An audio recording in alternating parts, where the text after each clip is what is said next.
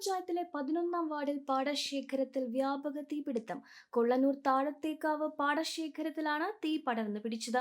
നാട്ടുകാരുടെ അവസരോചിത ഇടപെടൽ മൂലം സമീപത്തെ അമ്പലത്തിലേക്ക് തീ പടരാതെ തടഞ്ഞു നിർത്താനായി. വാർഡ് മെമ്പർ സൽമ ടീച്ചറുടെ നേതൃത്വത്തിലുള്ള നാട്ടുകാർ തീയണക്കൽ പ്രവർത്തനങ്ങൾക്ക് നേതൃത്വം നൽകി.